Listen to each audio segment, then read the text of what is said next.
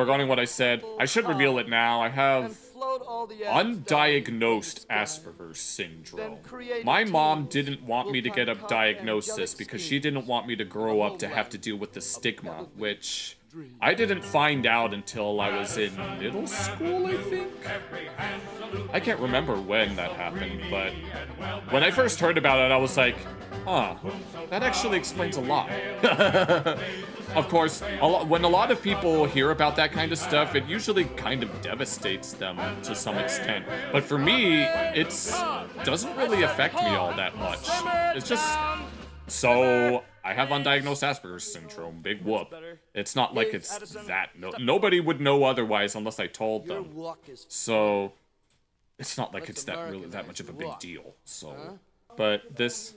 Now hear this, cats. You have anxiety, depression, yeah. I can imagine. That's probably... Yeah, I hope you get... I hope you can get the help that you need. I mean, the way that whenever...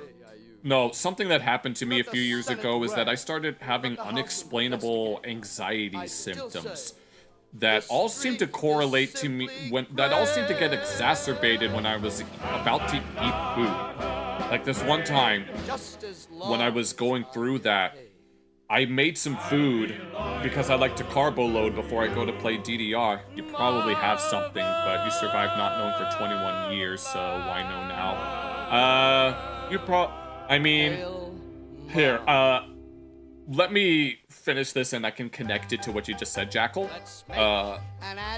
What had happened was that I came home from a DDR tournament, but then later that day I started feeling this strange anxiousness that seemed to have gotten exacerbated every time I tried to make food. Like, I tried to make food this one time. I tried to make some pasta because I like to carbo load before I go to play DDR, but as soon as I put my food in front of me, I started, like, shaking uncontrollably, and I couldn't take a single bite. And I was like, why was this even happening to me? I never understood why this was going on. And I was incapacitated for like 3 months because it was that bad. I mean, it could have been shorter, but like I had to wait a few months before I could see a doctor, but even then we couldn't actually figure out what was causing it. But the one thing that all of those attacks, quote unquote, had in common was frequent urination. And then when I got a new job, there was a point in time where I thought I was going to get a headache, and I drank like a crap ton of water. And after that, my symptoms started flaring up. And so it made me wonder if maybe those symptoms were the result of overhydration. Because then I ended up having dehydration later in the year, and then I got an IV, and later on that day, my symptoms flared up again. So I'm like, there's no way that those symptoms were connected to how much water I was drinking. Like, now, during that DDR tournament, I was, like, drinking, like, I had, like, liquid IV sports powder drink. I had to swear off caffeine, though. Like, earlier, like, a few years ago, a friend of mine went to go play DDR for someone's birthday. I didn't get that much sleep that day, and I was going off just a Tim Hortons sandwich and some coffee, because I was the one that was driving. We had to drive 2 hours for it, and I was, like, super tired. And when we got there, I was subsisting literally off of a whole bunch of caffeinated 3 bottles of caffeinated body armor, Tim Hortons sandwich, and some French fries. And as we were driving on our way home, I started freaking shaking uncontrollably, and I was freaking the hell out. And so much so that my friend had to drive me to the nearest ER, where at first I thought it was a lack of energy because I didn't eat that much, but no, it was caffeine poisoning. And then the next day, and what had happened was, yeah, I had to go to the hospital. They had to filter it out of me.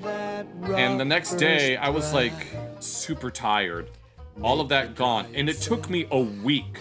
It took me a week to recover from all of that.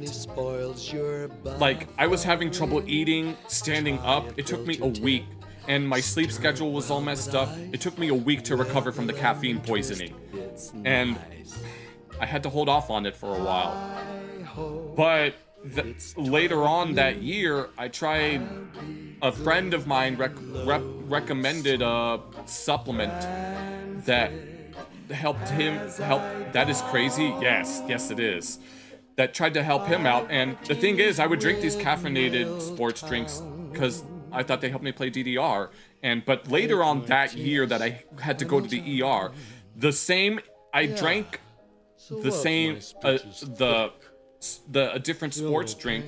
I was doing fine at first, but then later on during my DDR session, those anxiety symptoms started flaring up once again, and I was shaking again. But I didn't want to go to the ER again because I just couldn't. And so I just spent most of the night just trying to cope. I was listening. I literally had Ocarina of Time's Kakariko Village music playing on my phone as a means of helping myself calm down.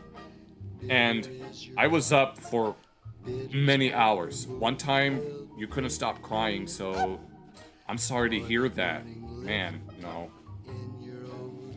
It sucks. So I know how you feel. So I've been there. And so ever since that, I was at home. I was having a caffeine attack, but I didn't want to go to the ER. I just tried to get over it. And thankfully, I did get over it. But I had to stay up till like 10 in the morning just so I wouldn't have to deal with all that. And once again, it took me a week to recover from it because it messed up my eating. I couldn't properly eat for a while. And then a year later, after that DDR tournament I mentioned, we came home and I started feeling anxiety around food. What helped me get over it? Well, there were two things that helped me get over it. Well, I finally got to see the doctor.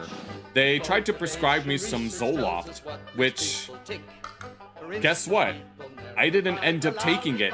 And you know why? Because I was able to get over it through the sheer force of my own will. I only wanted to use the Zoloft as a last resort because I saw some of the symptoms. There was this one symptom that was really freaky. Oh no, side effect, not symptom, side effect. But there was this one side effect on it that was freaky that involved manhood things, and I really, really did not want that to happen to me. So I ended up getting over it through the sheer force of my own willpower. There was one thing that motivated me to get over it, and that within Dance Dance Revolution, they like to license songs from like different artists, like mainstream artists and anime and stuff. There were these two anime songs that were going to be removed at the end of the month, and so I had that month to get a good score on them. And that was a very good motivator to help me get over it.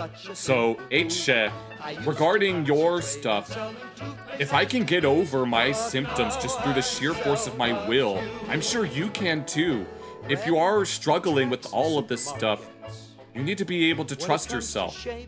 You have to trust that you can power through it. A lot of willpower can go a long way. You just have to have some trust. So, if you've been going through all of this, that's the best advice that I can give. I still have, it was a flesh-eating genital disease. The side effects of Zoloft involved painful feelings, where I don't want to be that explicit. You know what I mean when I say feelings. And I was like, but it's a very rare. I don't think Zoloft causes something like that. But one of the side effects that I read was painful feelings in the man parts that would last for hours, which I know that Viagra, if it lasts for that long, then you need to seek medical attention, and I really, really did not want that to happen, as rare as it could have been. It was very, very unlikely that that could have happened, but I didn't want to take any chances. It was crazy, though. The medication was for headaches. Oh, so you're talking about something else. Well, then. I don't know nothing about no genital-eating viruses or genital diseases. Oh, Lord, I don't want to do that. No. I remember seeing a video about eunuchs, Chinese eunuchs in my recommendations. I was watching the first few minutes of it and I got so uncomfortable I had to stop watching it, and I was like, oh my god, I don't want to hear this. I ended up watching it all the way through because I was curious to know what the life of a Chinese eunuch was, but... Oh man. But yeah, H-Che, if you are going through all of that, it's okay. You're not alone. I've been through it, been there, done that. And as long as you have the willpower to want to strive to make a change, then you shouldn't have anything to worry about. Just all things considered. I know that you can get over everything. I trust you. I don't know you, but I trust you. That you'll be able to... I mean, people say to help themselves out, but at the same time, it's like... I don't know. But yeah, regardless. So yeah, I had to go through all that I had to go through unexplained anxiety symptoms for 3 months. And I was able to get over it through my willpower. Along with song removals, because licensed songs, they don't last forever. Konami has to pay to keep those songs in the game, and sometimes they're not always willing. And it was a very good motivator to get over the symptoms and get back into the game. And I was able to get really good scores on the 2 songs that were being removed. If any of you have ever seen Laid Back Camp / Yuru Camp and Uzaki-chan Wants to Hang Out, it was the anime openings for those songs. And I wanted to make sure I got really good scores on them. Oh lord. Yeah, I don't think we're gonna be listening. I don't think we'll be watching Uzaki-chan anytime soon. I know one of my friends watches Laid Back Camp. It seems like I don't watch a lot of anime, so I don't think I can speak on that behalf. The anime that I do watch, I have 5 that I would watch on a regular basis. Sailor Moon, Yu-Gi-Oh!, Beastars, obviously, and I haven't watched Dr. Stone in a while. I've been meaning to catch up on that. And there's a 5th anime that I like. But for some reason, I'm drawing a blank on it. But I hope you guys are enjoying this stream. I'm definitely enjoying myself. No, the discussion about anxiety symptoms is definitely going to be a standalone video. Thank you. I'm very... You're welcome. I'm glad that I can help. I'm glad that I can make your day and stuff. I want to try to be a positive influence on the world. I know that it's very hard knowing the current state of the world, but it's been like that for a long time. I've noticed it for years. I've been paying attention to a lot of things. It's easier to talk to me than my therapist. Well, you're watching this for free. Well, not free. You're watching this with the price of an internet connection and a computer or a phone. But yes, I mean,